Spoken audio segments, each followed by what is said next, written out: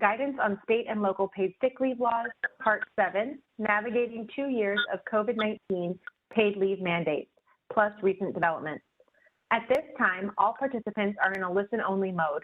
For those of you who are logged into the web presentation, you are encouraged to submit questions throughout the conference by typing them into the Q&A box on the right-hand side of your screen. For those interested in obtaining CLE credit for this webinar, an attendance verification code will be read during the presentation. That will be required on the CLE attendance affirmation form. Please write this code down as it will not be reread and is required for CLE credit.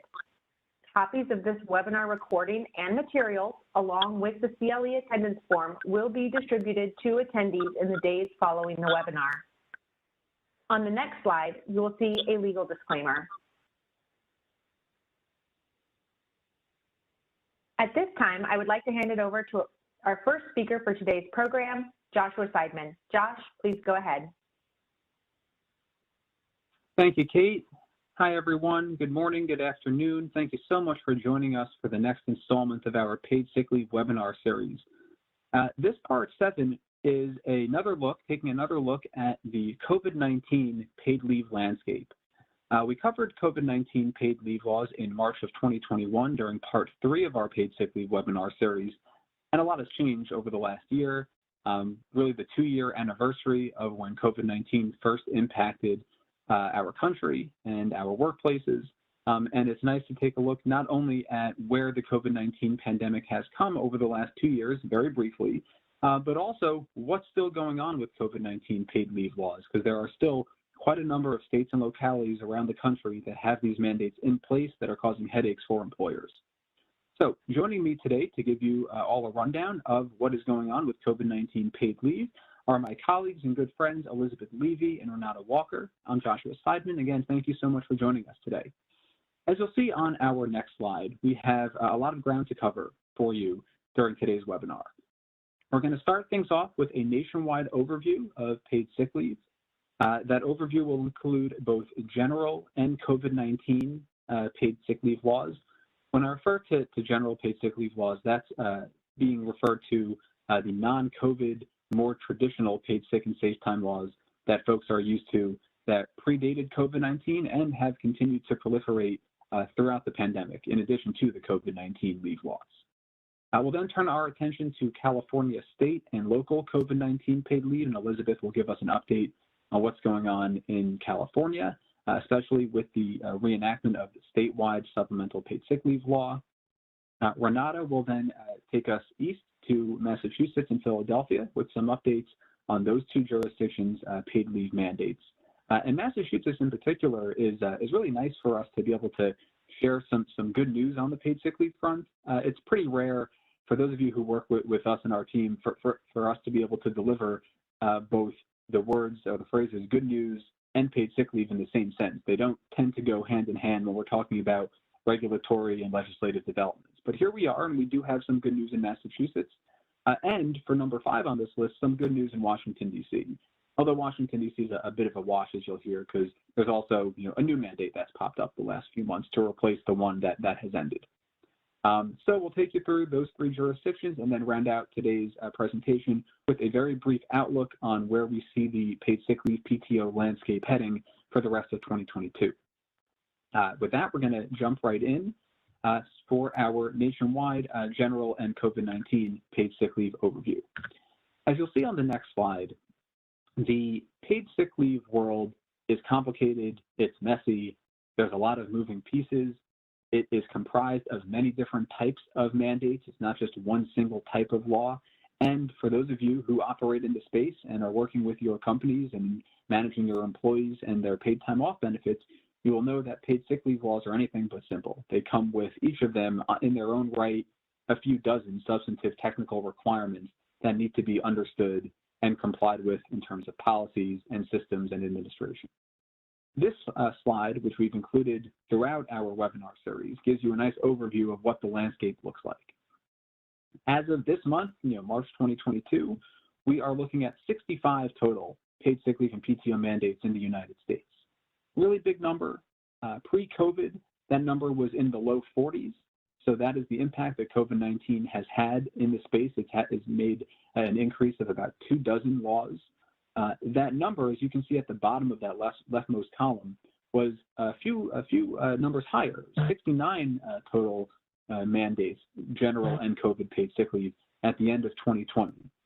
In the last 15 months that have followed, that number has ebbed and flowed. It reached the low 70s at points in 2021 and has now dipped back into the mid 60s at this point in 2022, as certain of the COVID paid leave mandates have sunset in the last 6 to 12 months. Those of you some of you might have heard this already, but just to level set everyone in case you are new and joining us for the first time, the number of total mandates in the leftmost column is not the same as if you were to add up the number of jurisdictions listed in the federal, state, and municipal columns, right, those three rightmost columns. And the reason that those numbers are different, right, why there's more total mandates than there are jurisdictions creating those total mandates is because certain locations have more than one paid sick leave mandate. COVID-19 really shined a light on this. California, New York, Colorado, Nevada, Los Angeles, to name just a few, are some of the jurisdictions that have both COVID-19 and general paid sick leave mandates that are separate and apart from one another. And it's because of those locations that have multiple mandates that we have a total number of paid sick leave and PTO laws that is greater than the number of jurisdictions that are triggering those laws. At the federal level, we have Executive Order 13706. It's an Obama-era paid sick leave law for federal contractors and subcontractors, only certain types, but it's been around for a number of years now. So if you haven't been paying attention to it, it is certainly worth taking a look at. A very generous set of benefits there. That bottom bullet point in the federal column is worth just a few seconds of attention. The Families First Coronavirus Response Act, FFCRA as it was known, was a really big deal at the beginning of the pandemic. I'm sure a lot of you do remember it. It was around from April 1st through the end of December of 2020. It was the first federal paid leave mandate impacting sort of a wide swath of private employers, not just those with federal contracts or subcontracts. Now, not every private employer by any means was covered, right? It only applied to a certain set of employers if you had under 500 employees. So it was limited in terms of medium and large employers. They were not covered. But if you were covered, it was a federal paid leave mandate. And the thinking in 2020 and even in 2021 was that the FFCRA was going to be a stepping stone for a more general, non-COVID federal paid sick leave mandate impacting private employers. That hasn't happened yet, but we are keeping tabs on it, and we'll have a few thoughts during our Outlook section at the end of today's webinar on that particular piece. The FFCRA sunset at the end of 2020, like I said a second ago. However, it did include a reimbursement component for covered employers who were voluntarily providing the COVID paid leave to their employees, and that reimbursement program ended at the end of September of 2021. At the state level, you can see almost 40%, 2/5 of the states around our country have a paid sick leave or PTO law at the statewide level. A couple of notes here. Number one, there are 2 mandatory statewide PTO laws currently in effect. Those are in Maine and Nevada. They are certainly worth noting because while they have a lot of components similar to paid sick leave, the benefits can be used for any reason. So a big distinction, and one that is worth paying attention to if you have operations there. Number 2, the New Mexico statewide law is not yet in effect. It goes into effect in July of this year. Number 3, the Virginia law does not apply to all employers. It is limited really to the home health care space. Finally, if you look at the municipal column, again, a number of major cities that have paid sick leave laws, some of them with multiple paid sick leave mandates, general and COVID. Some counties as well that are popping up on this list. 2 honorable mentions. Number 1, or actually 3 honorable mentions. Number 1, Austin, San Antonio, and Dallas are flagged in red because those mandates are not currently in effect. Most likely are never going to go into effect. Dallas's mandate has been permanently enjoined, but we list them here for honorable mention purposes. Number 2, the Allegheny County mandate in Pennsylvania is one of the newest mandates on this list. It went into effect in December of last year. And number 3, the West Hollywood PTO mandate in West Hollywood, California, went into effect for hotel, hospitality employers the beginning of this year, goes into effect for all other private employers July of this year. Next slide, please. We'd like to include this slide in our presentations. It's really an amazing tool, one that we still reference. It's an interactive map that Seyfarth rolled out of paid sick leave laws, both COVID and regular paid sick leave laws, broken down into 6 distinct time periods. So the map will show you how the sick leave laws have evolved both geographically and in terms of the type of the laws. And you can see how both of those different fields have evolved over time. The 2020 section includes not only a map, but also a written description, and it gives you a really good look back at what the first almost 12 months of the COVID-19 pandemic from a paid leave perspective looked like. So great tool, one that I always recommend, that is worth a client's time to take a look at. There's a link at the bottom of this page for you if you're interested. And the map has changed, right? It would not look the same today, and we are working on an updated version of this. Places like New Mexico, Virginia, Allegheny County, West Hollywood, among others, are the new developments that have happened in the last year and a few months since this map was rolled out. Next slide, please. So taking a look now at the COVID leave world just a little bit more closely, COVID-19 has impacted not just paid sick and safe time laws, which, as you'll see in a few slides, it has impacted over 40 different locations in terms of some type of development in response to COVID-19.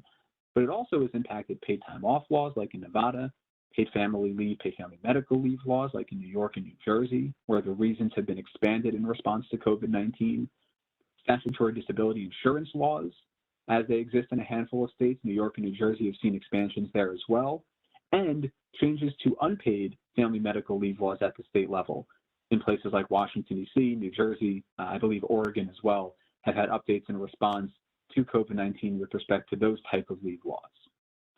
Next slide, please. Honing in a little bit further on the COVID-19 impact on the paid sick leave and PTO group, right? So when we're thinking about the paid sick leave world, we've gone from the nationwide overview, which are general sick leave and COVID sick leave mandates and developments. We then saw on the last slide how COVID-19 impacted not just sick leave, but other areas of leave and time off laws as well. And now on this slide, what you see is you drove down a little bit further into the paid sick leave PTO landscape. COVID-19 has impacted the paid sick leave world in multiple different ways. You have entirely new mandates or executive orders, new laws, legislation, or executive orders triggering a supplemental or emergency non-vaccine specific COVID leave mandate, like in California, like in New York, like the one that was around in Massachusetts and so forth. Then you have a second group of new mandates, but that are exclusively limited to COVID-19 vaccine-related absences. Then you have a third group, which is not a new mandate per se, but an amendment to an existing general paid sick leave law in response to COVID-19. And then finally, we have a fourth group, which is everything else, the sort of non-binding guidance, right? So you have a paid sick leave law, general paid sick leave law that has said, hey, folks in my jurisdiction, this is how our law operates in response to COVID-19. So those are our four groups, and the colors do matter, right? As you'll see on our next slide, you can see the impact of these four different groups, or really the three groups, as of the December of 2020, right before the end of the year in 2020. This is what the COVID leave landscape looked like. A lot of orange, especially in California, new COVID mandates, not specific to vaccines, or general paid sick leave mandates for COVID-19 related reasons, going and getting tested, having symptoms, testing positive for COVID, caring for family members who have COVID-19 or symptoms, caring for a child whose school or place of care has been closed, and so forth. A lot of purple as well, right? Non-binding guidance with respect to COVID-19 for general sick leave laws, and a few places with green, New Jersey, Philadelphia, Seattle, Washington, D.C., that amended their existing paid sick leave laws in response to COVID-19. What you don't see on this list are any places that had a COVID leave law sunset, and you don't see that second group, that light blue color of the vaccine paid leave, because the vaccines were not yet available at the end of 2020. So the COVID-19 pandemic, as we all know, continues to evolve, continues to change. That's really been the only constant. And as you focus 15 months later, what does that slide that we were just looking at now look like? Well, as you will see, that slide now has a lot of strike-throughs and quite a bit more color. Firstly, and most notably, right, noticeably, the blue color, that sort of light blue, is popping up because we now have a handful of COVID-19 vaccine-specific paid leave mandates, like in New York State and New York City, and Los Angeles County, and Nevada, and as you'll hear more specifically in a little while, in Washington, D.C., among other places. You also can see that a number of these jurisdictions now have cross-outs, strike-throughs through them, which indicates that these locations have sunset, right? Their mandates are no longer in effect. There were 34 locations with COVID-19 developments in the paid sick leave space at the end of 2020.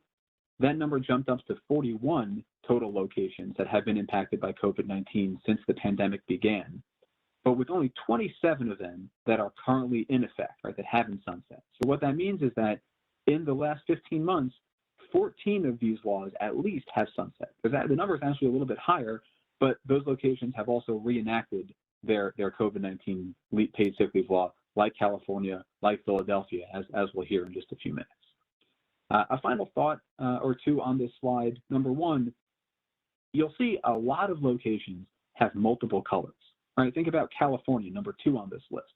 You see both the purple, which means there's non-binding guidance regarding the general non-COVID sick leave law, as well as orange, which means that the state has a COVID paid sick leave mandate. In fact, there are 2 in California that you'll hear about.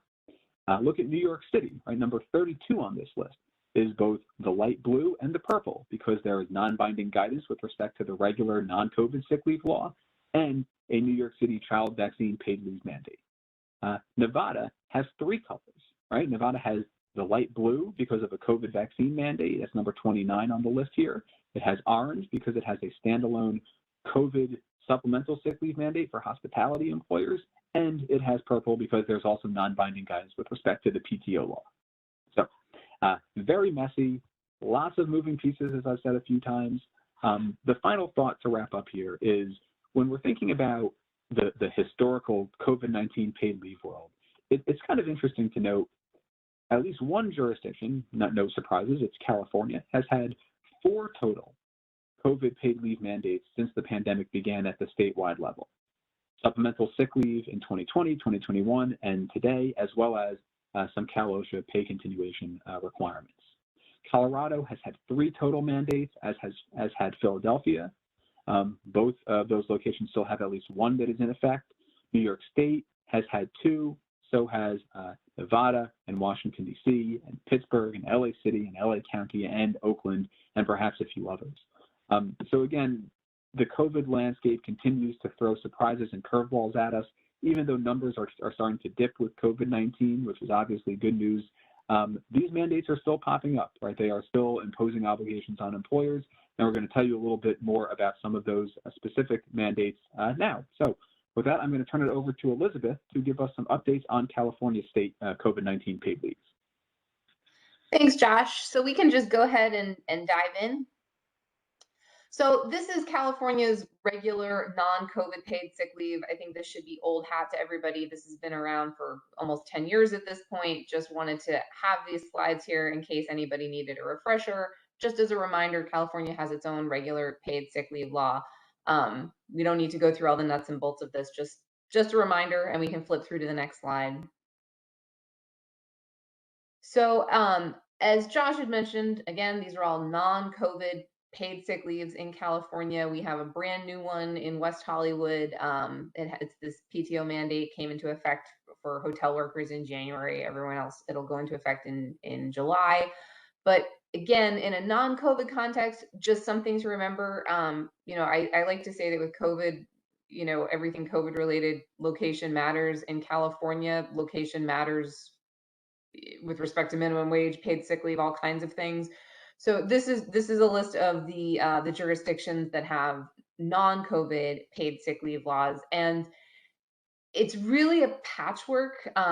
It's really something that employers have struggled with to try to make sure that they're complying with, in regular non-COVID times, there's a patchwork, right? And then you throw all of these COVID paid sick leave laws on top of it, and it gets very complicated. Something that seems like it should be a fairly straightforward question, does this person get paid time off for a few days can really kind of require a deep dive into the weeds to just figure out, okay, well, what are they doing, and can we require documentation? So, in the confines of this presentation, there's just no way we could possibly dive into the weeds on all of these, but this is really, again, just a reminder, these things are here. Don't forget about them.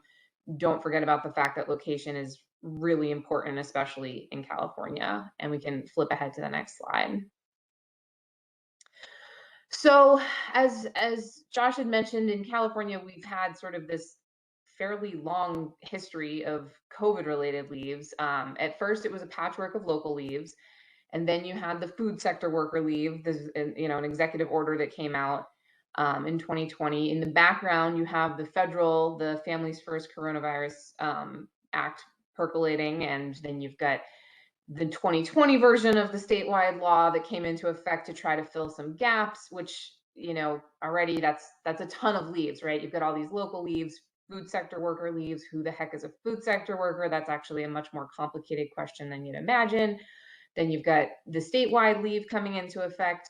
That expired, that expired New Year's Eve 2020. And then this brand new version came out in 2021, was retroactive to January 1st.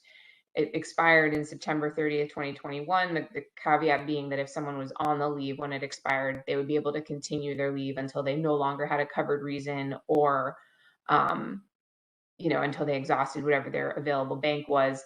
And at that point in time, we were a bit surprised that there wasn't an automatic extension, or that there wasn't something that came out in the legislative session for that year. The session wrapped up in October. If any of you follow our legislative update blogs and presentations, it was a big hot topic. It was something that we were sort of figured that there would be some kind of enactment, but much to our surprise, it didn't happen at that point. So we have this sort of 3-month gap, the end of 2021. And then we can flip forward to the next slide and start talking about some of the meat and potatoes of what's currently in effect right now in California. So about a month ago, we had a new 2022 version of the California Supplemental Paid Sick Leave come into effect. Maybe third time's the charm. Maybe this is it. I don't know. I at this point really don't have a crystal ball or way to tell whether or not I think there'll be an expansion, but this is what we've got for now. And each of these iterations of the statewide leave laws, there have been some things that have been tweaked, as the vaccines came out, as employers' concerns on certain issues were heard. So this slide, I tried to make this really helpful for you guys to try to really highlight the areas where there are some differences between the 2021 and 2022 versions of the law. I know it's, I think the intent behind some of these changes was to make things easier for employers, like some of the changes to the wage statement requirement. But I think, as most of you probably know, making any kind of change to a wage statement can be difficult. But I'll just sort of run through some of these, go through the major high-level requirements here, just to reinforce what's currently in effect right now. So like the other versions, you've got up to 80 hours total if someone's full-time or considered part-time. You've got a prorated amounts of time for part-time employees. The method of calculating the available bank for those part-time employees is identical to the 2021 version. If someone's got a regular schedule, that's what their leave banks are going to be based off of that. If someone has a variable schedule, it gets a little bit more complicated, and the FAQs do a pretty good job of spelling out exactly how you need to calculate that for the folks that have variable schedules. And something to keep in mind, just the FAQs for the supplemental paid sick leave, certainly not perfect, certainly don't clearly spell out every single question that you might have, but they're a really good resource. So I do recommend taking a look at those if you have any ongoing questions. So just going through this chart, another item that is, I think this was actually one of the best things for employers here. Now this paid sick leave, compared to the 2021 version, which had basically a comparison method. You had to either look at how someone would be paid the highest rate under a regular rate method or under a 90-day look back, assuming everyone's getting paid their minimum wage if that was what they were getting paid, and that would have been the rate. But now this version, this 2022 version, aligns with the regular paid sick leave. So you can just do what you're doing for regular paid sick leave. You don't have to do the same kind of comparison, which I think was pretty onerous for employers. So that is really a bright spot here. You've got the same caps, $511 a day or $5,110 for the aggregate amount. The wage statement component, as I mentioned, that was an area of change. I think the intent was to make it easier and to just list. So now you just need to list the amount that's been used. As in 2021, you had to list the available balance, which could be tricky, especially for part-time people with variable schedules. You don't know what their schedule is going to look like in the future. The law actually says it's kind of counterintuitive. I mean, if you've used 0 hours, you're supposed to list 0. I would think that would be pretty apparent, but the law requires you to spell it out. So this just, is what it is.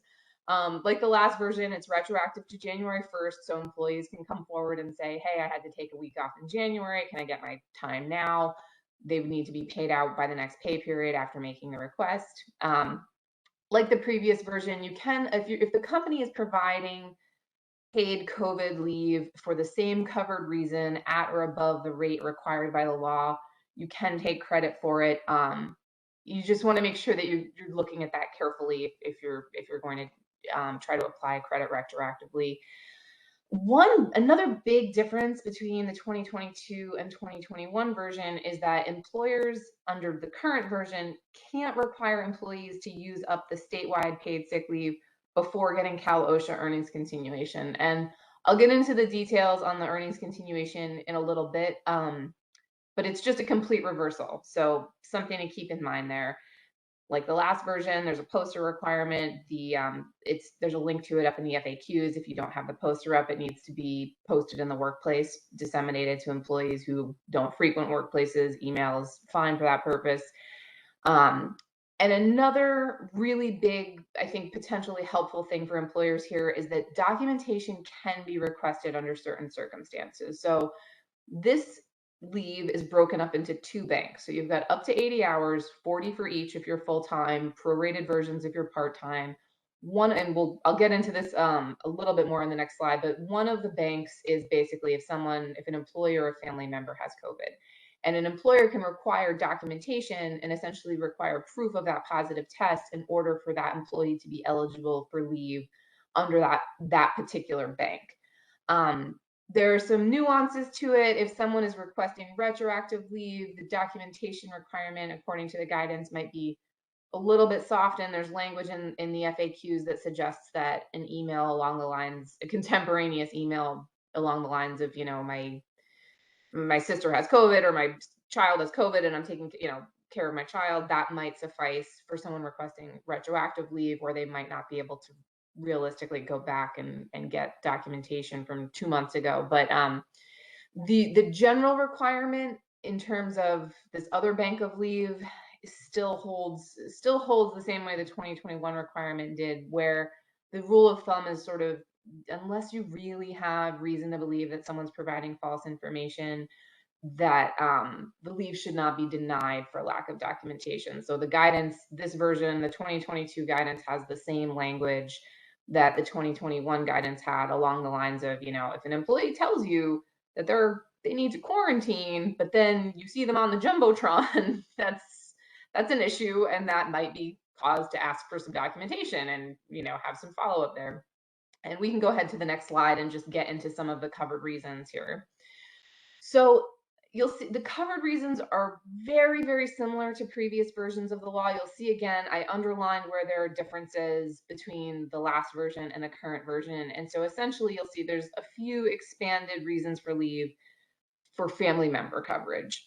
And as I mentioned, you've got the 2 banks of leave. So you've got up to 40 hours, this bank 1 up at the top, up to 40 hours if an employee or a family member tests positive for COVID. And then bank 2 is sort of everything else. It's sort of this catch-all umbrella, very, very similar to the reasons that we're used to seeing for paid sick leave, quarantine or isolation. If they're subject to an order or guidelines, a general stay-at-home order wouldn't suffice. And I don't think those have been around for a while. I don't think those are too applicable anymore. But, basically, if somebody's required to quarantine or isolate, if a healthcare provider has told them to quarantine or isolate, or same thing for a family member. If you're caring for a family member who needs to quarantine or isolate or has been advised to do so by a healthcare provider, those would be covered reasons. There's the vaccination. If an employee themselves is getting an appointment for a vaccine, or a family member, that's an expansion that was not in the previous version of the law. And vaccine symptoms. This is another unique area where employers can ask for documentation under limited circumstances. So this version of the law allows you to get paid sick leave if you're getting vaccinated or if you have symptoms. After 24 hours of symptoms, the employer can say, give us some documentation to verify that you're really out due to vaccine symptoms and, not something else, or that you're not sort of maybe malingering as to how long that you're having these symptoms. So that is one of the other limited areas where employers can ask for documentation for that particular reason. Symptoms, again, like the previous version, if the employee is experiencing symptoms and seeking a medical diagnosis, or if there's a school closure due to COVID on site. So this is, again, different than when schools were just closed for months at a time. Any other parents on this webinar? I'm sure we all do not remember that time fondly. That's not what this applies to. This is just if there's COVID on premises. So for example, if there's COVID in the classroom and the class is sent home to quarantine, essentially. So we can go ahead and flip ahead to the next slide. So Cal OSHA earnings continuation. This has been around for a while. It has sort of shifted and morphed a little bit. This went into effect right after Thanksgiving. Of course, all these things come out like at the most inopportune times, but right after Thanksgiving in 2020, we have the emergency temporary standard, which has a ton of requirements, training requirements, written COVID plans, very specific things, just a ton of requirements for employers. One of those being this earnings continuation. And this emergency temporary standard has been amended and tweaked. It's still with us. The current version is Governor Newsom recently signed off on something that would extend it till May 5th. So this current version that we've had since January 14th, going to have it a little while longer. I don't know if whatever replaces it or whatever the next round is, if it will include an earnings continuation provision. I don't know. I mean, I would really keep an eye on that, because I think it's possible that it might. But the bottom line for earnings continuation is that employees who are removed from the workplace pursuant to Cal OSHA requirements are entitled to earnings continuation. And that has shifted. I included a link right here in the slide, just in the event anybody doesn't have this at the ready. This is a pretty handy one-page sheet that really explains, if you're unvaccinated, if you're fully vaccinated, booster eligible, but not yet boosted, just kind of goes through every iteration of what a situation might be and whether or not somebody needs to be removed from the workplace, if they need to test on day 5, if they need to wear masks around other people. But that little cheat sheet lays out the circumstances for when people actually need to be removed from the workplace. And so that's the starting point, right? If you need to be removed from the workplace, you might be eligible for COVID related or for Cal OSHA earnings continuation. And the current version of the ETS says that people should be paid out at the regular rate. They're entitled to any kind of ongoing benefit. So basically, they need to be treated as if they were not removed. They need to just be treated as if they had continued to work as normal, as scheduled. Cal OSHA is not necessarily in the business of opining on what regular rate means is a term of art. If you have any questions, I'd certainly check with your favorite Seyfarth attorney if you have questions about exactly how somebody should be paid out under the Cal OSHA earnings continuation. The language in there does say regular rate, but given the benefits that they're supposed to get, there may be some nuances.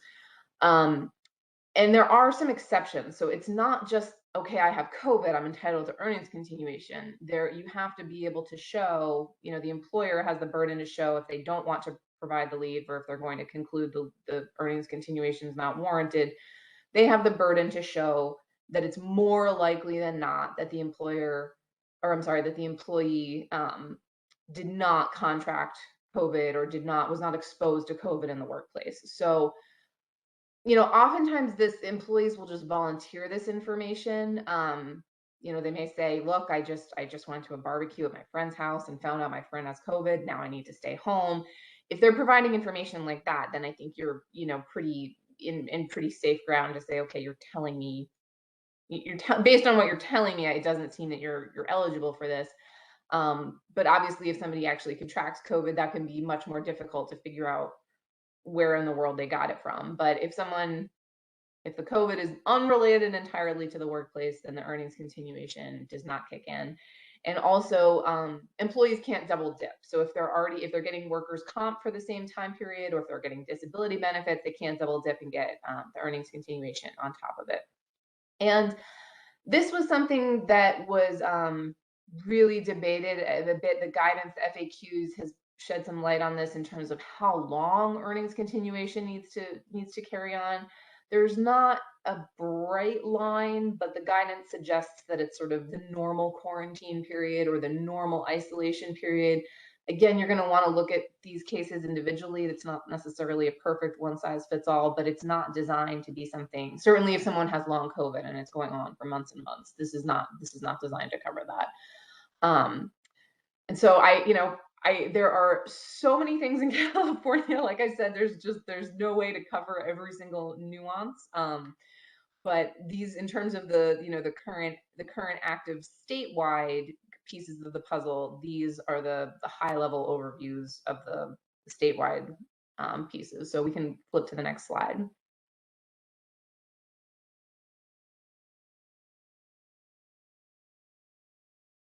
Okay, there we go.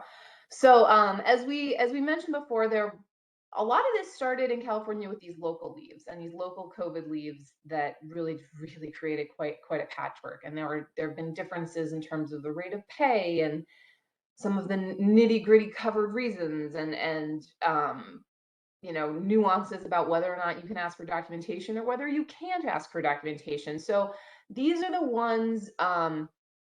I was going to say these are the ones left standing, but up top, I just wanted to give everyone a heads up that Long Beach was recently expired. And then you've got a couple left standing in Los Angeles City, Los Angeles County, and Oakland. So be mindful if you've got business operations in those jurisdictions, just be mindful of the local leaves. And again, you're going to have to take a look to see, okay, can these leaves run concurrently? Or, if an employee tells me whatever reason I need to take leave, is it covered under both of these? Do we need to make any tweaks or adjustments based on the rate of pay? Just be mindful in those jurisdictions. They're tied to the periods of emergency. I know we've seen in some other places, some rumblings about periods of emergency ending. I have not heard anything, certainly at the Los Angeles level, of those being revoked, but stay tuned. I don't think they're going to last forever, but and then I also just wanted to highlight some very recently updated guidance in San Francisco. So San Francisco is one of those jurisdictions that has its own regular non-COVID paid sick leave. It has its own nuances there. It had a COVID leave. It expired. The one holdover had to do with requesting documentation. And I think it was about a week ago or so, quite recently, San Francisco updated its guidance and basically said you don't, if you're asking for documentation before the 6-day mark, that's not going to be appropriate. And if somebody's under a doctor's care and says that they needed to use the San Francisco non-COVID leave for some kind of COVID related reason, that's going to be sufficient. So with that, I know that that's a ton of material, a ton of information. Happy to field questions, to the extent possible. But hopefully that gives everyone a high level overview of what's going on in California. And it's a lot. There's always a lot going on in California. So with that, we can flip it over and turn it over. Thanks, Elizabeth. As Josh mentioned at the beginning of this presentation, we got some good news from Massachusetts earlier this month. COVID-19 paid sick leave has officially expired. The last day for employees to use the benefit was March 15th of 2022, and the last day for employers to submit reimbursement requests will be April 29th, 2022. Now, as you may recall, Massachusetts enacted this mandate back in May of 2021, and it provided for 40 hours of paid leave for full-time employees or a prorated amount for part-time employees for COVID-19 related reasons. They are fairly standard COVID leave reasons. They're listed on the slide there. I won't necessarily go through all of those. The state committed to reimbursing employers for this leave in an amount of up to $850 per employee. Originally, the law was supposed to remain in place until September 30th of 2021, or the exhaustion of the $75 million in allotted program funds, whichever was earlier. On September 29th of 2021, the law was extended to the later of April 1st, 2022, or the exhaustion of the program funds. But on February 28th, with the applications for reimbursement reaching $85 million, the Massachusetts Department of Unemployment Insurance announced that this benefit would end in 15 days. So, in other words, on March 15th. So at this point, employers should notify their employees of the program's end date. If you have not done so already, go ahead and submit any outstanding reimbursement requests via the state's website. So next slide, please. Moving on to Philadelphia, COVID-19 paid sick leave is returning for its third iteration. On March 3rd, 2022, the City Council in Philadelphia passed the newest COVID-19 paid leave mandate. Mayor Kenny signed it into law on March 9th, 2022, effective immediately. Now, as you may recall, Philadelphia's original public health emergency leave mandate was in effect back in 2020, from September of 2020 through December of 2020. In March of 2021, Philadelphia amended its prior mandate, and that second iteration was in effect until June of 2021. There are some notable changes to the benefit in this third iteration. This newest leave covers employers with 25 or more employees, whereas the prior mandate covered employers with 50 or more employees. So more employers will be subject to this new mandate than were previously covered under that other iteration. The new mandate provides 40 hours of paid leave for full-time employees and a prorated amount of leave for part-time employees. This also is a change from the previous mandate, which provided up to a maximum of 80 hours of leave for full-time employees. And notably, of course, there is a specific formula for calculating the amount of leave that is available to part-time employees or employees who work a schedule that varies from week to week. It is also worth noting that it appears that this 40-hour grant of leave is just one single bucket for the duration of the mandate, rather than something that would renew at the end of the year. So it's likely that, full-time employees would receive just a single grant of 40 hours for the entire period of March 9th, 2022, until the expiration of this mandate in December of 2023. Next slide, please. Talking a little bit about the use of COVID-19 leave.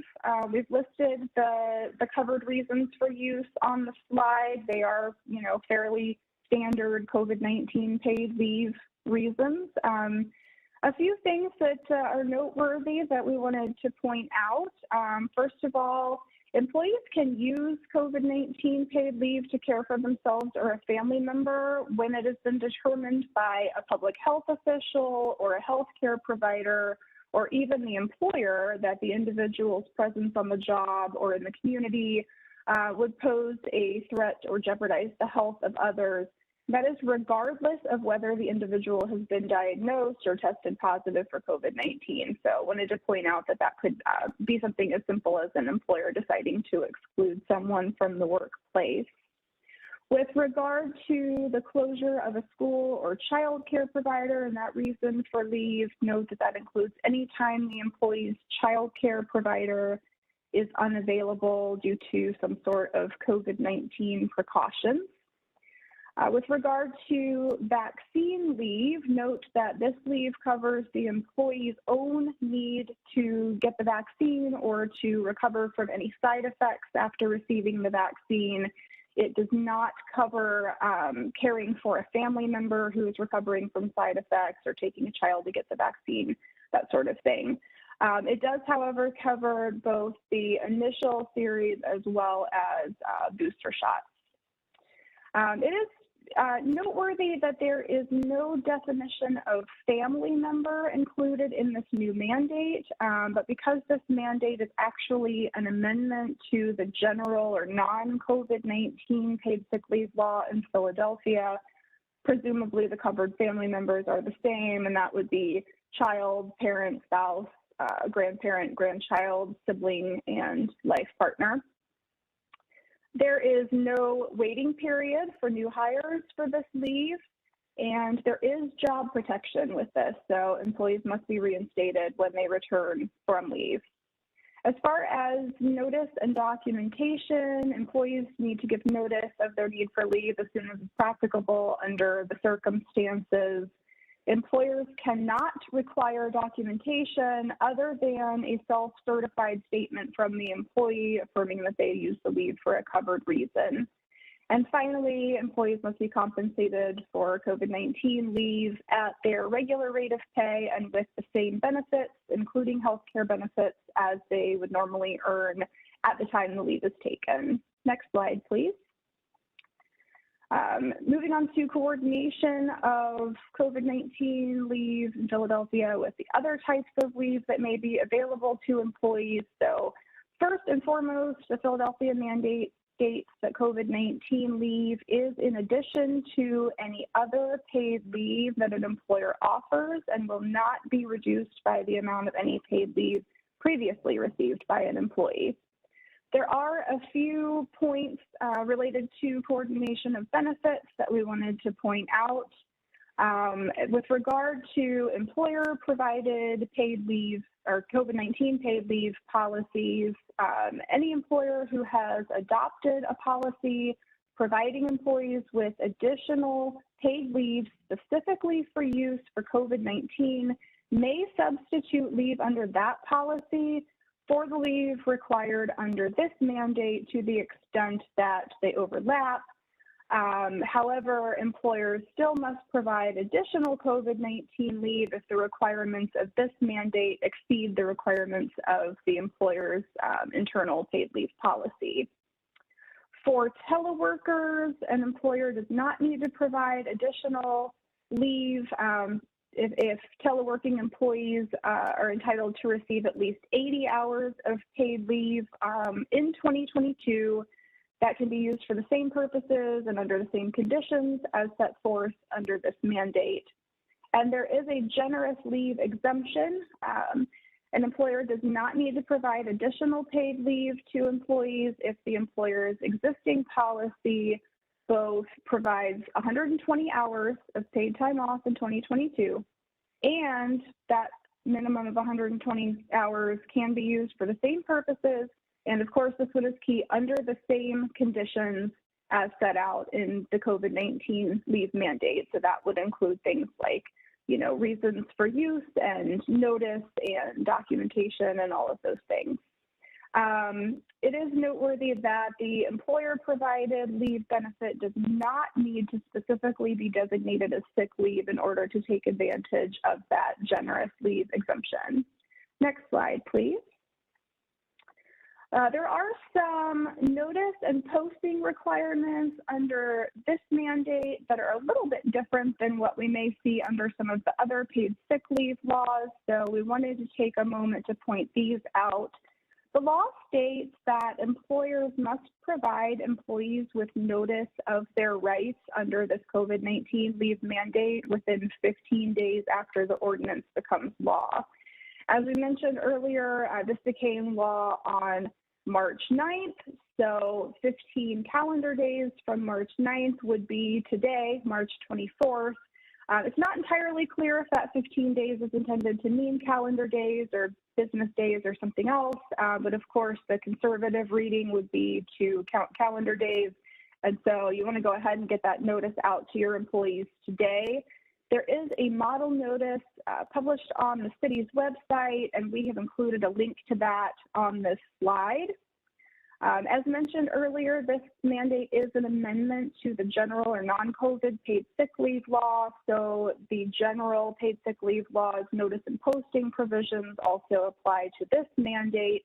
That means that employers must include in their employee handbook notice to employees about their rights under this law, and also must either display a poster or, supply each of their employees with an individual notice of rights. For remote workers, that can be provided electronically. And then last but not least, I did just want to mention, of course, for those of you who are in Pennsylvania, it is worth noting that in addition to this Philadelphia COVID-19 leave mandate, there is also still a remaining mandate in Pittsburgh. So with that, I will turn it back over to Josh to provide with some updates on Washington, D.C. Great. Thank you, Renata. Hi again, everyone. Before I dive into the Washington, D.C. details, I'm going to read all you good folks the CLE code for today's webinar. The code is SS, as in Seyfarth Shaw, 1242. Again, that is SS 1242. All right, so diving right into the Washington, D.C. details. I mentioned at the beginning of the presentation today that we had a good piece of news about Massachusetts.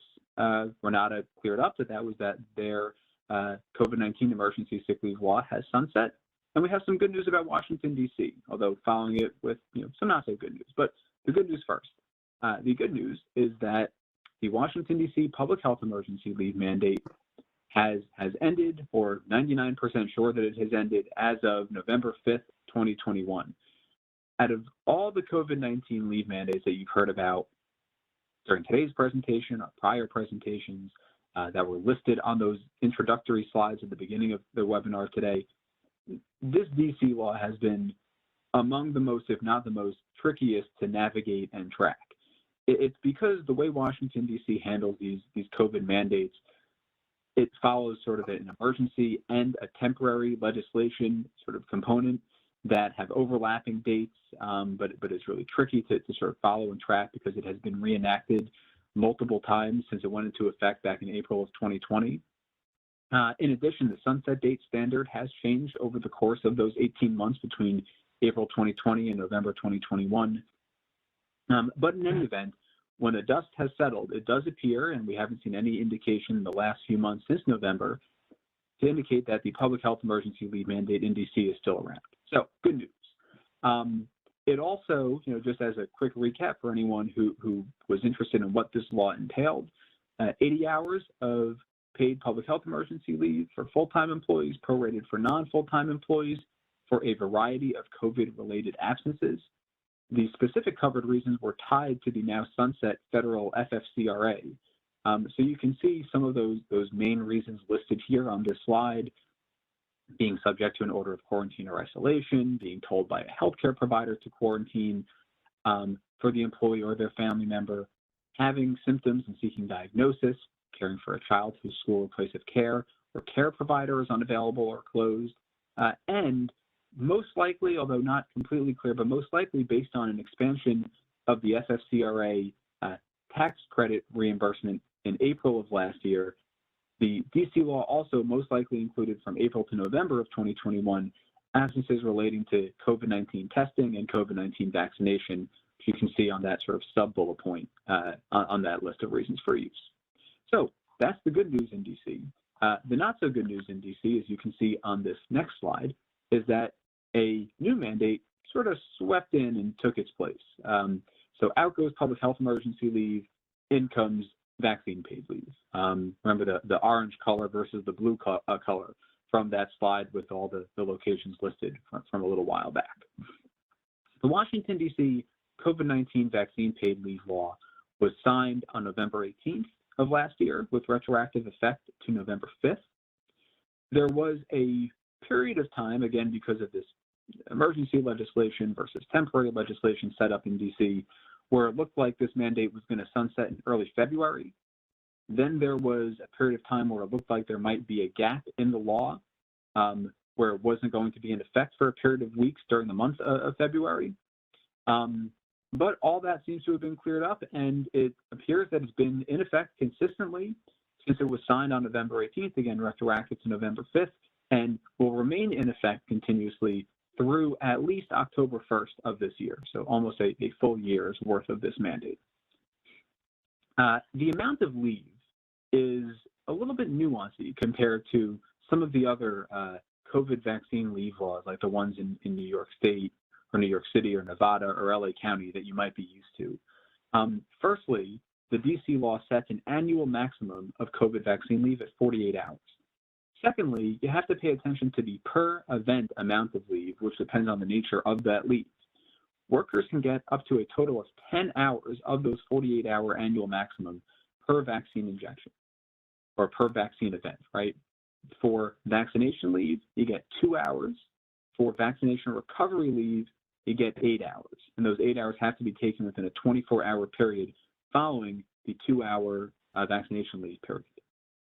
So what does that mean? Well, reasons for use, it should hopefully be somewhat clear that they include both vaccination leave and vaccination recovery leave for either the employee or their covered child. Now, eligibility, very low bar. Employees who work 15 days for the company are eligible for this benefit, so most employees will be covered. As you'll see on this next slide, the reasons for leave, right, again, include this vaccination leave, which is going and getting vaccinated, or vaccination recovery leave, which is recovering from the side effects of the vaccine that prohibit the employee from working, either for the employee themselves or their covered child. Coordination of benefits, this leave is above and beyond other leave provided by an employer, with one exception. If the employer exclusively and expressly has a COVID vaccination leave policy that provides the right amount of time and did not reduce other leave available to the employee, they would be entitled to, they would not have to comply with any additional requirements of this mandate. But again, it has to be exclusively and expressly COVID vaccination and recovery leave. Rate of pay, regular rate of pay is the standard. So a question just pop in, and the interpretation of that generally is to follow the FLSA sort of meaning of the term, or local meaning to the extent there is one, unless there's other guidance from the relevant law. So that is the regular rate of pay meaning here in DC with respect to this particular law. And documentation. Employers can require documentation for employees who take advantage of this leave, a vaccine card or something along those lines. Next slide, please. All right, and one more after that. So we're going to round out our discussion today with just a quick outlook on paid sick leave laws. We've mentioned New Mexico and West Hollywood going into effect this July. It's also unclear what's going to happen with some of these COVID leave mandates, if they're going to get extended further into 2022 or into 2023. We do know there are some sunset dates already on the books. In Pittsburgh, for example, July of this year, the end of July. California State, the end of September. New York City and New York State vaccine paid leave, the end of December of this year. So there are some sunset dates to pay attention to. Next location is likely to adopt federally, right? Even though there is no federal mandate today, the Healthy Families Act is worth paying attention to because things have stalled with respect to federal paid family medical leave under the Build Back Better Act. And it's possible, although unlikely in an election year, but still possible that Congress turns its attention to the Healthy Families Act or some similar iteration of a paid sick leave mandate as a possible bipartisan point that they can sort of, win that they can have heading into the election season. So we'll see where that goes. States, keep an eye on Illinois, Hawaii, and Virginia in particular as next possible locations. Next slide, please. You can go 2 slides. So if paid sick leave and COVID paid leave is challenging and difficult to navigate, as it is for us and most of the folks we talk to. Seyfarth has a ton of great resources available for companies. We have a comprehensive paid sick leave survey that covers all regular and COVID sick leave laws across about 50 different substantive topics. You can reach out to paidleave@seyfarth.com for more information. We also have a paid mailing list. We regularly put out legal updates and blog posts on sick leave and COVID leave matters. It takes you a minute to sign up. We have about 4,000 people on our list already signed up. Please do feel free to sign up. You'll get the alerts as we learn about them and roll it out. You'll learn about it too. We very recently rolled out, this webinar series, as you'll see on the next slide. This webinar series is a great resource. This is part 7. You can see what we've covered, the first 6 parts right here for you. If you want copies of any of those recordings, just send us an email. We're happy to send it over to you so you can take a listen. We also have a paid family leave law webinar series, by the way, for anyone who isn't aware of that one, with our next version of that series coming out shortly. So any interest in the paid family leave one, just let us know. And finally, we have a new podcast, new about 3 or 4 months ago, called Take It or Leave It. It's a leave of absence and accommodations podcast. We've rolled out 6 episodes so far. It's streaming on Spotify, SoundCloud, Apple Podcasts, and on our firm website. I have the honor of being one of our co-hosts of that podcast, which took me a little bit of getting used to, but we're in a good rhythm now. I've covered things like reasonable accommodations, religious and medical, federal paid leave prospects, unlimited PTO, remote worker concerns for paid leave, and so forth. So if you want to take a listen, there's a link for you there. Thank you so much, everyone, for joining us. We're going to just spend another minute or two, like we do with our paid sick leave webinars, just go over a couple of the questions that have come in so far today, just very, very quickly for folks who have an extra minute or two to stay on. So I see one question that came in, which I believe was about the California COVID landscape.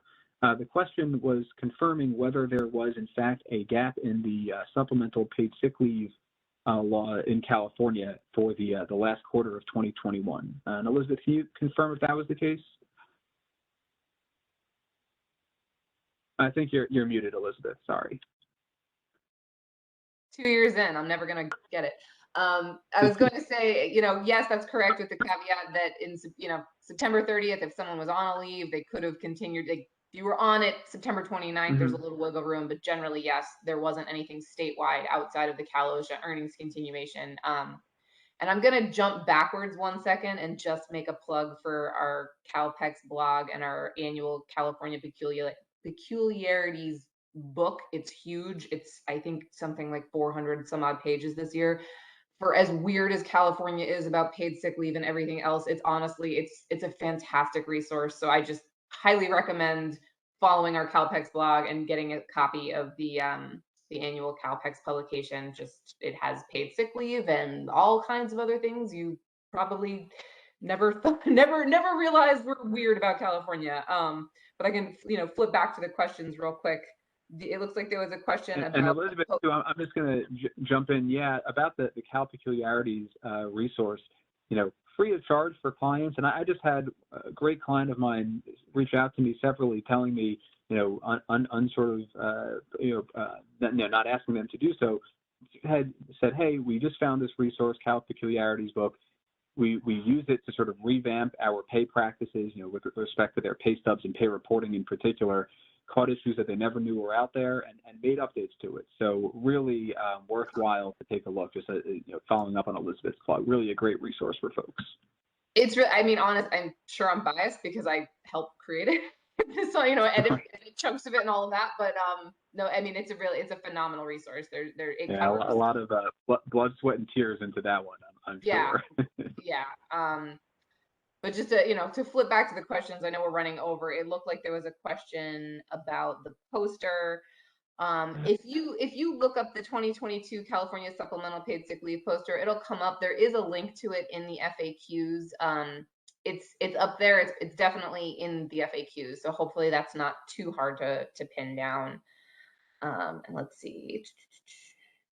And it looked like this may be a California question about the 40 hours per incident or per year. That's a great question if it is about the California. So it's 40 hours, up to 40 hours per bank. So it wouldn't be It depends, right? If somebody needs to use up all 40 hours because they have COVID, well, then they did. But if they only needed to use up, say 3 days because of the way that their work schedule fell, then that's what they would be able to do. So um, it's sort of these California laws keep the statewide ones anyways. It's sort of these new banks each time they do it. So hopefully that answers the question if it was a California question. And Elizabeth, I'm going to jump in with one quickly here too. Just I saw a question if we're going to have another webinar covering New York. I can certainly say, so we did a webinar, it was early February, 2nd, 3rd, 4th. That was part 6 of our series here. So we covered the New York general and COVID paid leave laws in a lot of detail there. So if you're interested in getting a link to that, just shoot me an email separately, and we can definitely send that over to you and get your recording of that webinar and the PowerPoint slides. I'll jump back into Long Beach. I want to say it was February 28th. Don't quote me on the exact day. I think it was pretty sure on February, pretty recently. Yeah, I think so too. Josh, you probably know this off the top of your head too, if you can confirm it was February 28th. Yeah, I think that was the last day it was in effect. I'm with you. I'm pretty sure end of February, but as of today, it is definitely off the books as far as we know. We've heard from some sources within the city that it is no longer around. So good news there too. The rare good news out of anywhere in California. Right, I know it's three times today: Massachusetts and DC and Long Beach. One question someone asked about New Mexico, and I know we were just looking into New Mexico recently, right? So we didn't speak about New Mexico today, but we are going to be kind of covering it certainly on a webinar between now and the July 1 effective date. Renata, didn't you come across a resource for New Mexico recently, right? Something that I forget exactly what it was. That's right, Josh. There have been some proposed regulations put out there, and there's going to be a public hearing coming up at the beginning of April on those. Okay, there you go. So we've got proposed regs for New Mexico's non-COVID general sick law. Hopefully those will be finalized before July 1st, but frankly, some sick leave laws don't get their regs out until over a year after the law goes into effect. So we'll see. Let's see. All right. I think that's about it for folks. Thank you again, everyone, for joining us today. If you have other questions, again, feel free to reach out. We're always happy to help in any way we can. Be safe and be well, everyone. Thanks so much. Thank you.